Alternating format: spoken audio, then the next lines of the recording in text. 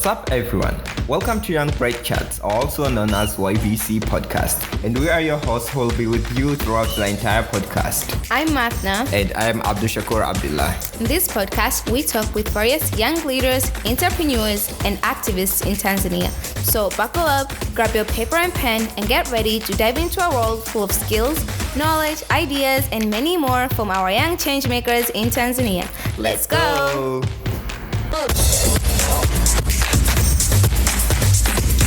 Welcome to today's episode, and in this episode, this is a very good episode, by the way, and I'm your host, Abdul Shakur, and in this episode, I'm here with a very important person who I'm sure have prepared a lot for you and me to learn about.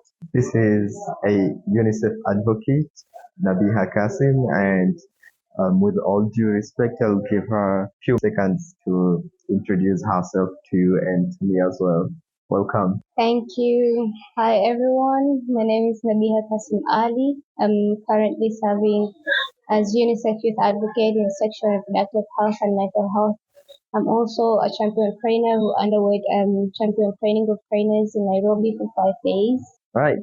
Thank you so much. And you are really a good resource because nowadays the problem of mental health is really huge, and you seem to be unaware of this huge thing that affects our lives. Welcome. Thank you so much for agreeing on our invitation to join us, and thank you so much for being ready to share your knowledge with us. It's a pleasure. Maybe do you want to tell us more about what you do and how did you start doing? Okay.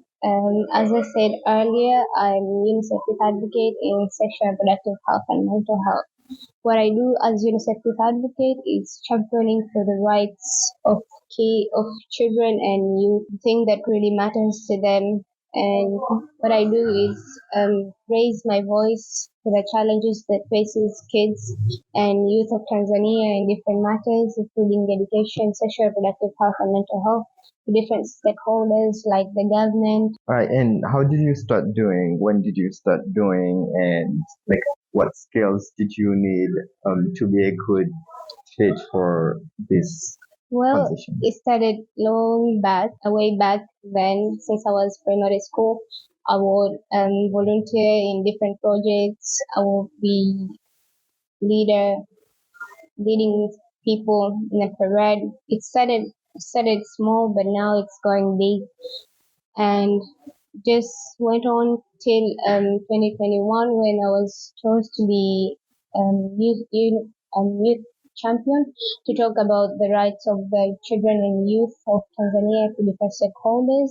I was champion back then, and then I was chose to be UNICEF Youth Advocate. Right.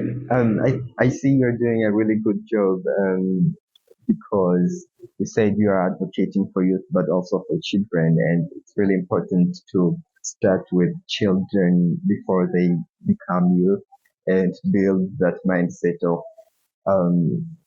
being whoever they are without trying to be something more. And this is really good thing to do in our community. And that's one advantage. But what do you think? What else do you think you get in doing these activities, volunteering, advocating for rights of youth and children? What do you think you get, and what do you think are the impacts that you make to the communities? Well, I think the impact is big because the voiceless children and youth in Tanzania who are trying to find the voice that can represent them to different stakeholders, as I said earlier. So the impact is the voice of millions of children and youth reach the place where it's supposed to reach. And speaking for me, there are so many impacts.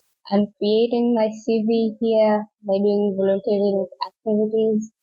I'm sharpening my leadership skills and communication skills as I get to speak to different people, different high table people. So that is shaping my communication and leadership skills, and I'm gaining a lot by learning a lot from others, as well as meeting a lot of people who for now maybe they may not helping me much, but as for the future they may be helping me a lot. So I'm getting experience, I'm learning a lot of things, I'm getting to meet some people, I'm shaping my leadership and communication skills, and so many more. Right. Do you think you had to get out of your comfort zone to be where you are, or I would say maybe do you think specifically on the projects you are doing and the things that you are doing at UNICEF, did you have to leave your comfort zone? Do you think if you stayed at your comfort zone, you be where you are right now? So if I decided to stay in my comfort zone, I don't think if I'll be here where I am today. I had to leave my comfort zone behind and stretch my comfort zone to somewhere far because growing up, I used to always be afraid of standing in front of few people and speak about matters that concerning us, concerning them.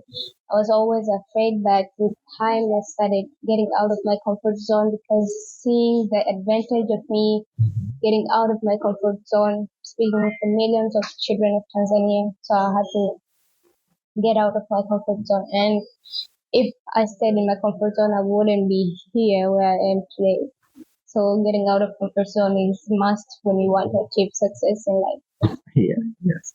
And as you said, you started all of this by starting to volunteer at a very young age. Maybe can you share how was it being a girl who wants to lead maybe the school? You said in primary school, being a very small girl who wants to lead the school. How was the experience from how did other people take it? How did teachers and other students take Well, it?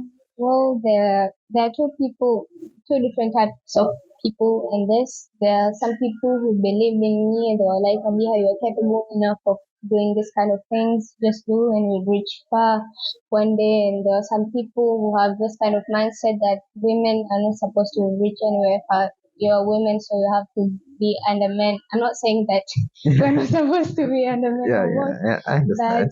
there are those kind of people who used to motivate me to reach far and far. But there are also some people who try to let me give up. And how did you deal with them? How did you deal with the people who were negative? I think you just have to hear them and then ignore them because you know what you want to do in life. That's it. All right, sure.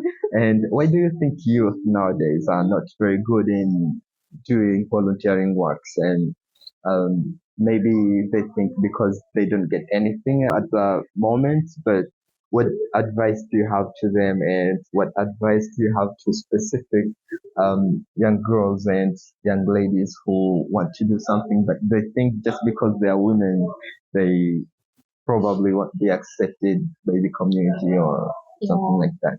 Actually, I think youth are not good in volunteering nowadays because most of them are lazy. They don't want to do anything that will alter their trajectory of life. They don't want anything that can cause some problems or what. And they also want something.